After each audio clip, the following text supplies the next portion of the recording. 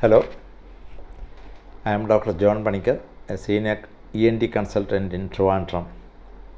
Today I am talking about snoring and obstructive sleep apnea, otherwise called OSA.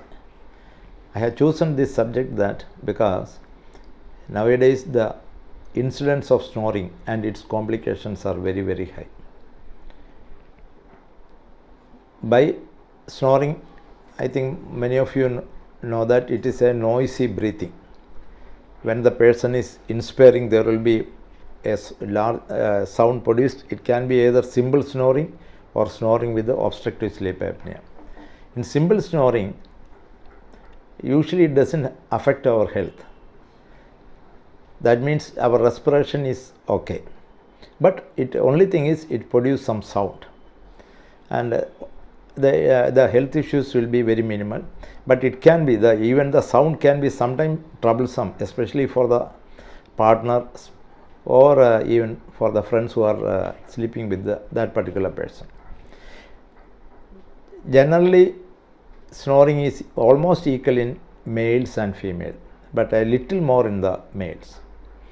And the second variety, as I mentioned, is of snoring with the obstructive sleep apnea. That is a really a serious issue, because during snoring in such people, the oxygen level in the blood and body will be low. Normally, everyone needs 100% oxygen in the circulation in the blood, arterial blood. Whereas in snorers with obstructive sleep apnea, it can even go down up to 50-55. Anything below 95% of oxygen is really damaging to the brain and vital organs. So this obstructive sleep apnea, snoring and obstructive sleep apnea is a really a serious, very serious issue.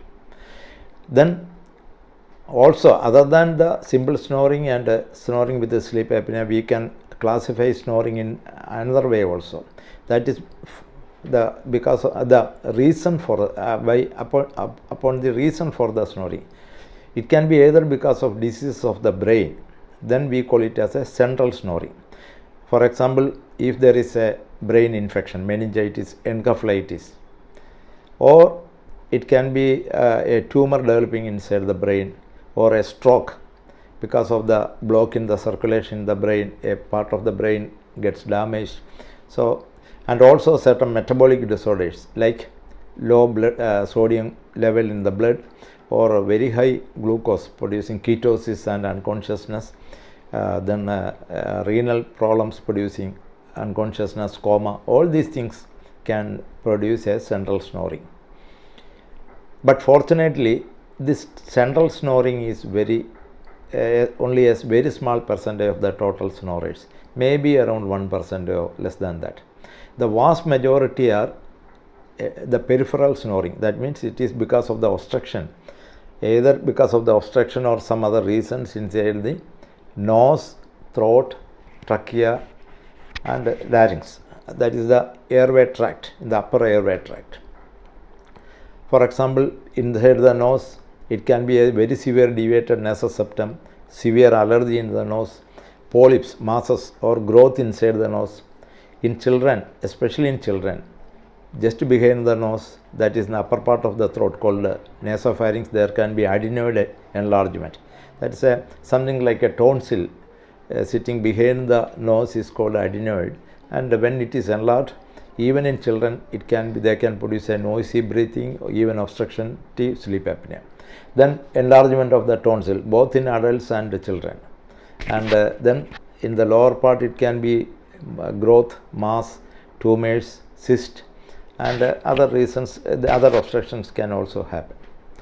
And another very common reason, apart from the obstruction, we should understand every muscle in our body has got a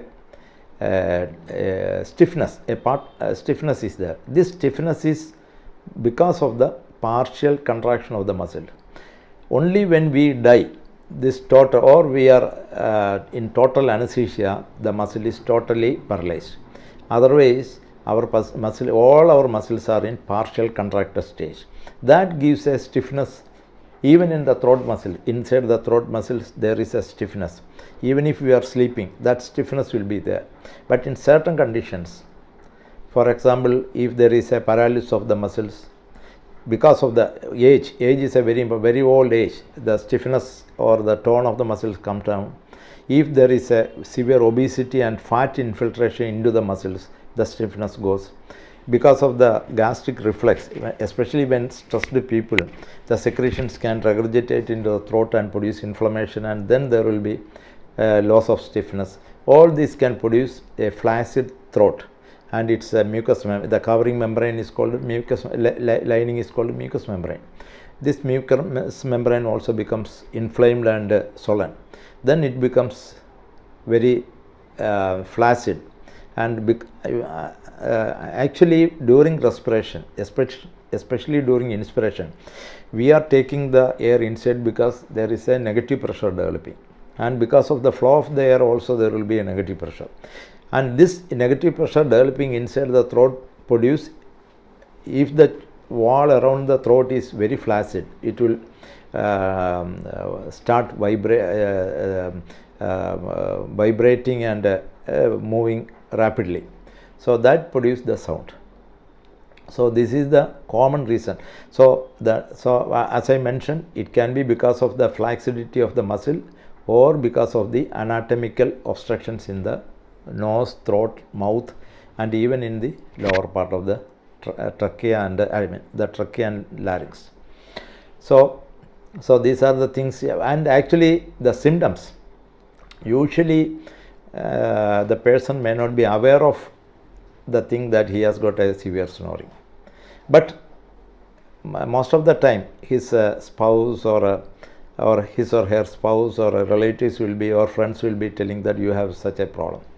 But when a person is having very severe tiredness, unexplained tiredness during the daytime, or sleepiness in the daytime, or if the person has got a high BP, high blood sugar, which cannot be controlled properly with normal medicine and other treatment, or other lifestyle disease like fatty liver, then many other autoimmune diseases, all these things, most of the lifestyle diseases without proper explanation, then you have to think of a snoring as one of the cause, and it has to be found out and treated.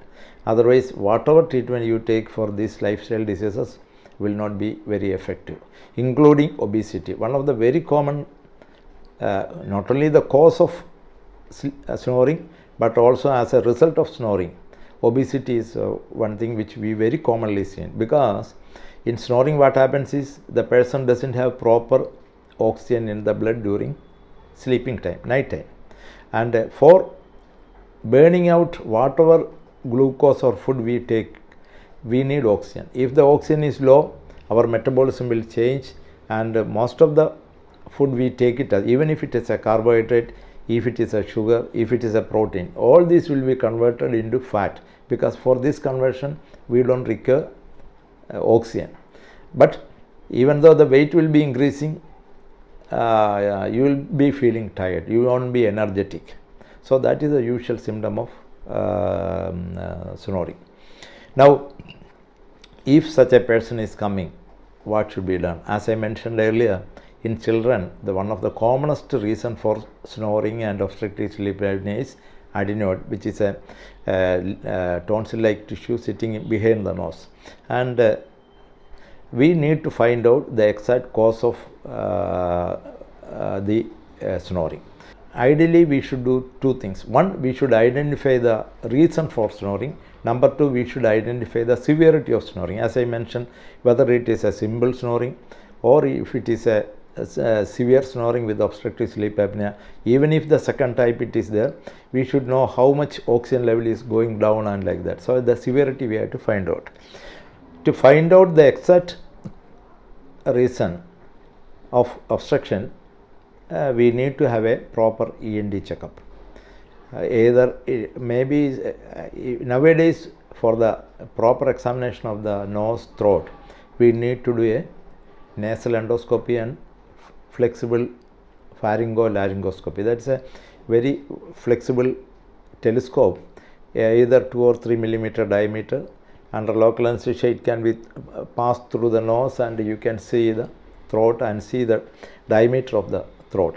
Most of the cases, as I mentioned, because of the fatty infiltration, the diameter will be very, very small. Either it can be a congenitally or hereditary factor, or because of the later, because of the obesity, this comes down. In some people, the mandible can be a little behind the maxilla. The front teeth, the lower teeth will be a little behind, and that is called micrognathia, and that happens generally as a genetic congenital abnormality. In such persons, the tongue also goes back, so that the anteroposterior width of the throat will be low, and that can also produce snoring, because when the air passes through a very narrow tube, the speed of the, actually with every respiration we are taking in a fixed volume of air, but if the space is narrow, the speed of the air movement will be very high, and that is velocity of the air is very high, and the velocity when increases, the negative pressure also will be very severe. And because of the negative pressure, already as I mentioned, the muscles, everything will be flaccid, and that will start stuttering or vibrating, and that will produce the sound. So we have to find out whether there is any abnormalities in the mandible, any abnormalities in the tongue. So in some people, especially in obese people, the fat can get deposited in between the tongue muscles also, and the tongue will be bulging backward also. So such cases we can find out doing a nasal endoscopy as well as the throat endoscopy. Then another test we do is, many people may not snore in the daytime, only in the night they start snoring. So for proper assessment, what we do is we give a injection for a short sleep, and that is called, and then do the endoscopy, that is called sleep endoscopy. Then we will know where exactly is vibrating, whether it is the soft palate, whether it is the structure coming down from the soft palate called uvula, or it is in the lower part of the throat. Everything we can see, and also we can find out what are the exact reason. If there is a polyp inside the nose, we can find it out. If there is adenoid enlargement in the back of the nose, we can find out. If there is a tumor there in the throat, we can find out. So this is the usual test. 1, nasal endoscopy.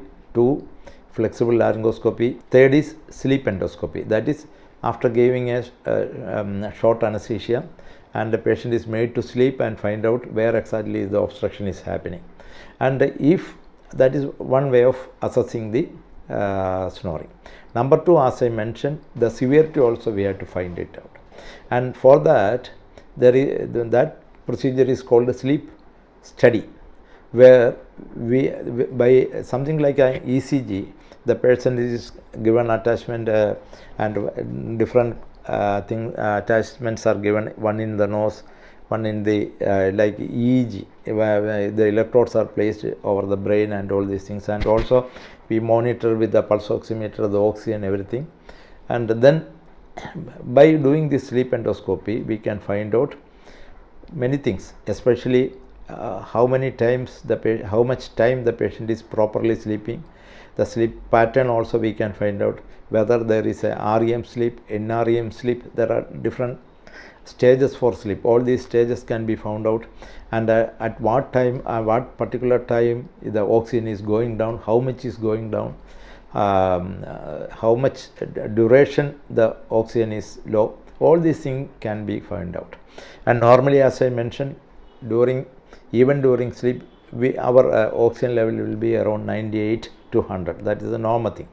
But in some cases it can even go down to 95. But anything below 95 is seriously damaging to the brain and vital organs, especially to the heart, because heart has to overwork to supply brain the whatever oxygen is available. So it will be over. So heartbeat also will increase, respiratory rate also will be increasing. So all these things can be found out by doing a sleep study. So after getting this endoscopy findings and sleep study findings, we can suggest what all to be done. For example, if it is a polyp of mass in the nose, it is better to remove that. If it is a adenoid in the child, it should be removed. Something like that. Very common is gastric reflux coming from the throat and produce inflammation. If that is there, you can give medicine for preventing that reflux. But for your information, I should tell you that one of the very common reason for this flaccidity of the muscle as well as the reflex is the stress. Highly stressed people are usually having snoring also, especially if they are a little aged also. Generally, the snoring occurs mainly in the aged people after 40, 50. But in highly stressed people, this can happen early also. So, by finding out the exercise, if the mandible is congenitally by birth itself, it is a little behind, called micrognathia, it can be operated and brought forward. If the tongue is very big, because of the fatty infiltration like that, we can remove a part of the tongue and make it smaller. So something like that. If the tonsil is very high, we can do a tonsillectomy and make it, the throat can be opened. So all these things can be treated. If it is a malignancy or tumor, probably we have to give a surgery plus radiotherapy, chemotherapy. That treatment has to be given. So finding out actually the treatment includes treating the cause. But in many of the cases, as I mentioned, it will be a combination of many things. Allergy will be there, some deviation of the nose will be there, stress will be there, acidity will be there. Then all this cannot be properly treated. Many times it is not very easy to treat all these things. Then what we do is we suggest a device called CPAP, continuous positive airway pressure. That is actually a small device which is connected. When we are sleeping, we can put it as a mask, something like a plastic mask. We can connect with a small tube. It can be connected to this particular machine. It's a very small thing, which is probably you can even take it to any place where you are going also. And what they do is CPAP, there are two types. The mechanical type is there, automatic type is there. Usually automatic type is more preferred, because when you are attempting a breathing and suppose there is a obstruction there in the throat, this particular device give a positive pressure of normal air, and so that the obstruction will open and air will go inside. The expiration, the breathing out will be easy because it is automatically it comes out. So this device, whenever there is a effort, and if the effort is not completing, this particular device give a positive pressure, and that is CPAP. Then another similar thing is there, BiPAP, which is also slightly different. In certain people, the CPAP may not be effective. In that case, BiPAP all can be tried. And actually what we do is, with the CPAP, once the person is we think that if we think that this particular patient need a CPAP trial, then we ask the person to have CPAP for a few days and then again do a sleep study and find out if there is any improvement in the oxygen saturation and if there is any improvement in the slowing of the respiration. And also subjectively also, if the person feels that next day morning he feels more energetic, he is otherwise feeling very well, then this particular device can be used.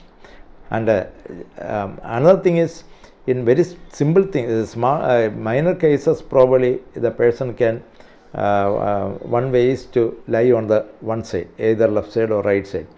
Some cases, even if the person is lying on particular side rather than lying on the back, the snoring can improve, especially if it is a simple snoring. But in obstructive sleep apnea, that type of improvement may not be there. Also, there are certain devices to keep the nose stiff by applying some external device in the nose. But these are things usually may not be effective in very severe snoring and snoring with obstructive sleep apnea. One thing which we can prevent the reflex, the gastric reflex from the stomach is by lying in a slanting position. Your head end of the cot can be raised by 6 to 8 inches by keeping a big wooden brick or a normal brick, cement brick in the floor and keeping the legs in the head end over that and lying.